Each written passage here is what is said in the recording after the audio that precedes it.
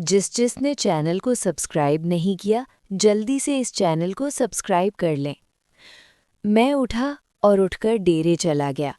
मैं डेरे पर पहुंचा तो शाजो मासी अपने बेटे के साथ चारपाई पर बैठी खाना खा रही थी, जबकि जैसी चूल्हे पर लकड़ियां जलाकर तवे पर परांठे बना रही थी।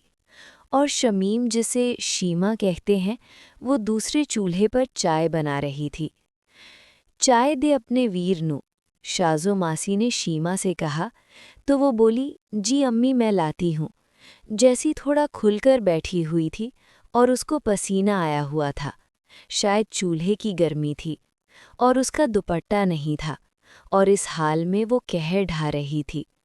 मैंने उसकी तरफ स्माइल दी तो वो भी मुस्कुरा दी और बोली, नवाबजादे, हुमा की उसके शौहर के साथ सुलह हुई कि नहीं?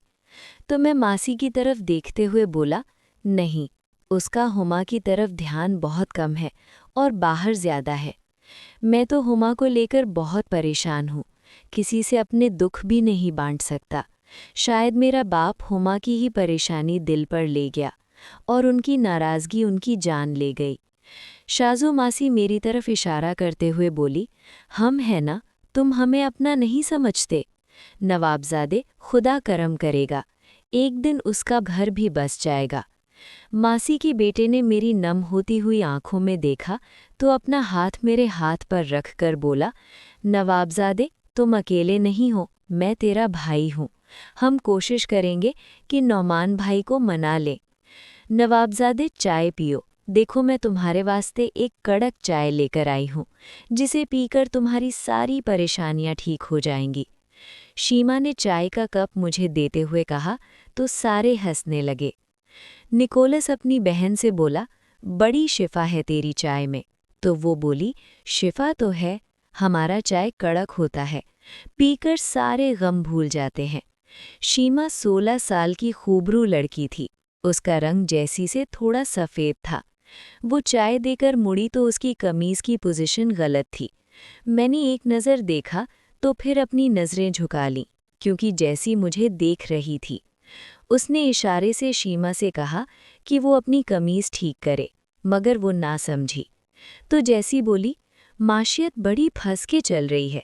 तो शीमा ने जल्दी से उसकी बात को समझा और ख़ुद को ठीक कर लिया और शर्म से मेरी तरफ देखते हुए मुंह पर दुपट्टा लेकर चूल्हे की दूसरी तरफ बैठ गई। दोनों बहनें मुस्कुराने लगी। शायद उनका ये कोड वर्ड था जो शीमा जल्दी समझ गई थी। निकोलस, आज तुम कहीं नहीं जाओगे, आज पनीरी लगानी है, मैंने हुक्म सादिर करते हुए निकोलस से कहा। तो वो बोला, यार मैं दोपहर तक यहाँ हूँ, फिक्र मत करो, फिर शाम को ना फेरी करने भी जाना है। हम लोग खेतों में आ गए। मैंने ट्यूबवेल चलाकर उस खेत को पूरी तरह से भर दिया था जहाँ पनीरी लगानी थी। गांव से कुछ औरतें सब्जी तोड़ने भी आई हुई थीं। मैंने बूटे से कहा कि वो पनीरी लगाए, मैं उनका ख्याल रखता हूँ। जैसी अपनी शलवार घुटनों से ऊपर करते हुए कहा, ये पूरी हो जाएगी, इतनी भी थोड़ी नहीं है। मैं ट्यूबवेल की तरफ चला गया और नहाने लगा। मैंने चादर बांधी हुई थी। ट्यूबवेल का ठंडा पानी मुझे बहुत पसंद है शुरू से ही। मैंने साबुन लगाया। मुझे मालूम ना हुआ कि कब प्रेशे और नूरी इधर आ गईं और मुझे देखते हुए प्रेशे बोली, शर्म नहीं आती तुझे, ऐसे ही नहा रहे हो? तो मैं बोला, तुम क्या कर रही हो यहाँ? मैंने कौन से तुझे बुलावा भेजा है कि मुझे देखने आ जाओ? परेशे बोली, वो मैं तो अपनी सहेली की तरफ जा रही थी कि अचानक तुम नजर आ गए। तुम इस वक्त डेरे पर तो नहीं होते? आज खैर तो है ना? छोटा जमींदार सुबह सुबह ही डेरा जमाए हुए हैं। उसने काली कमीज पहनी हुई थी, बालों को गुत बनाकर परांदा डाला हुआ था, नाक में नथली डली हुई थी। उसके काले लिबास से भीनी भीनी खुशबू आ रही थी। मैं बोला, वो मैं आज पनीर ही लगाने आया हूँ। तुम सुनाओ, कामी भैया की हालत अब कैसी है? परीशे अपनी गुत को अपने कंधे पर बल देकर अपने परांदे को हिलाते हुए बोली, वो अब ठीक हैं। तुम तो उसका हाल अहवाल भी पूछने तक नहीं आए, दूर दूर से ही हमदर्द बन रहे हो। परीशे की इस बात ने मेरी बोलती अब बंद कर दी थी। वाकई मैं कामी भैया का हाल पूछने नहीं गया था, कामरान परीशे का भाई था, जिसके बाजू में गोली लगी हुई थी। मैं इस वजह से उनकी खैरियत दरियाफ्त करने नहीं गया, क्योंकि हमारा बड़ी देर से परीशे के ख़ानदान से ज़मीन का तनाज़ा चल रहा था। बड़ी मुश्किल से हमने कामरान और उसके मामू से अपने 2 एकड़ छुड़ाए थे। ये ज़मीन शहर को जाते हुए मेन रोड को लगती थी, जिसकी वजह से अब्बाजी की शराफत को देखते हुए कामरान और उसके मामू ने इसलिए अपना कब्ज़ा जमा लिया कि वो यहाँ पेट्रोल पंप बनाना चाहते हैं। हम ज़मीन की रकम बाद में दे देंगे, तो ये बात से मुकर गए। खैर, कहानी की तरफ चलते हैं। मैंने नहाकर कपड़े पहन लिए, ट्यूबवेल बंद किया और डेरे की तरफ चल दिया। जैसे ही ट्यूबवेल बंद हुआ तो मैंने देखा कि परीशे और नूरी भागती हुई जा रही थीं। उनके हाथ में शॉपर थे और वो जवार के बनने के साथ साथ भाग रही थीं, जबकि जैसी और शाजो मासी धान की पनीरी लगा रही थीं।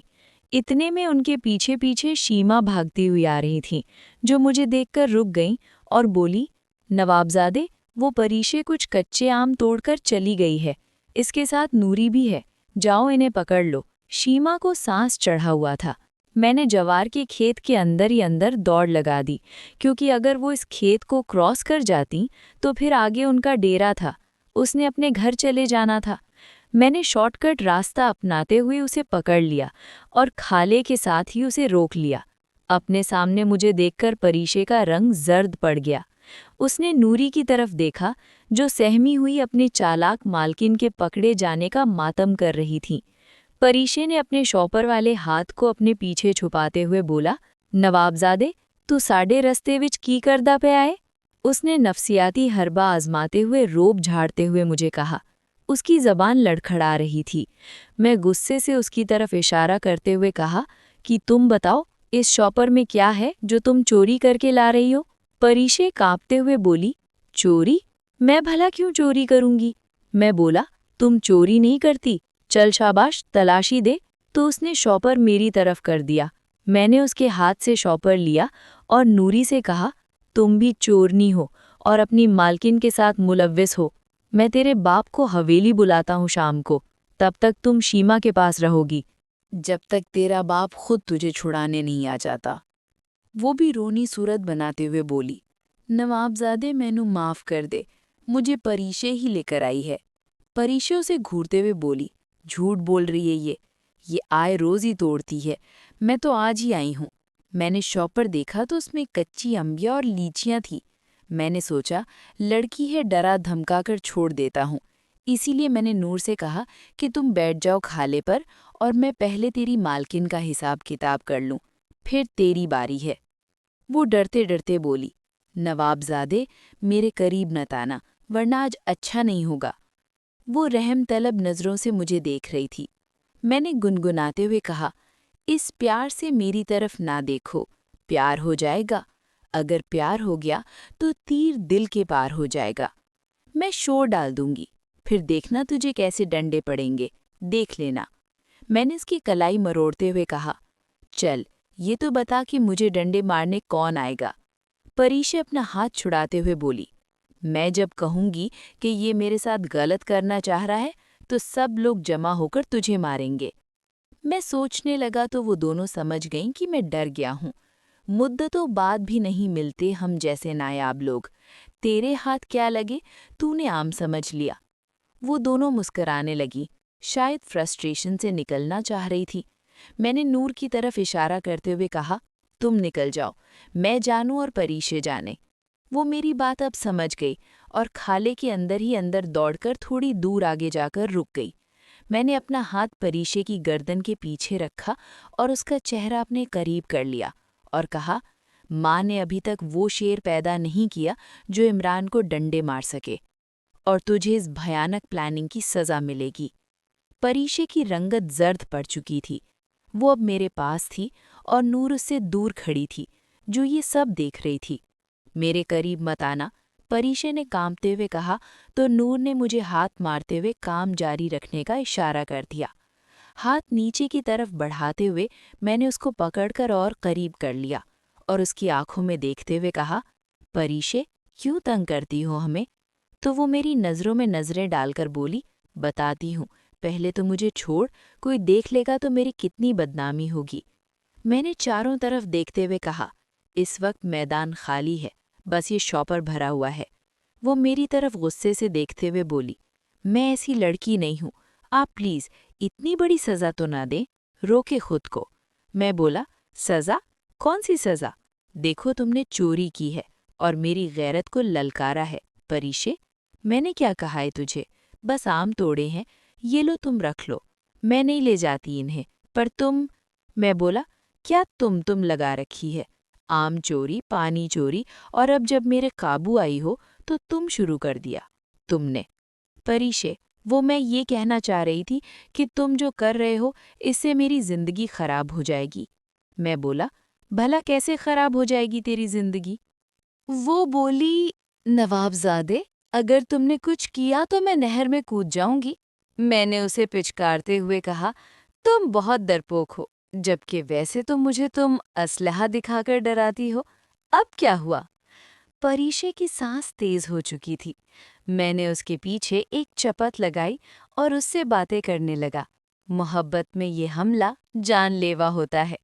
फसलें हमारे इर्द गिर्द पुरसरार खामोशी कायम किए हुए थी। मैंने मछली की तरह तड़पती हुई परीशे को हल्का सा काटा। नूर हमें देख रही थी। वो बोली, देखते हैं जीत किसकी होती है। मैंने उसकी तरफ इशारा करते हुए उसे चुप रहने का बोला, तो उसने मुझे आंख मार दी और इशारे से बोली कि इसे बने के साथ लगा लो, फिर काबू आएगी। काफी देर के बाद वो भी मेरी बातों का जवाब देने लगी। कुछ ही देर में जब हम इस दुनिया में वापस आए तो हमारी आंखें लाल हो चुकी थी। हम दोनों एक दूसरे की तरफ देख रहे थे। हमारी नजरें एक दूसरे से मिली तो मैंने उसकी तरफ इशारा किया, तो वो बोली, तुम गलत सोच रहे हो। मैंने उसकी तरफ देखकर मुस्कुराना शुरू कर दिया। मैंने अभी तक उसको अपने साथ लगाया हुआ था और वो बेचारी हैरत से मुझे देख रही थी। मैंने उसके कान में कहा, परीशे, आज बहुत अच्छा लगा।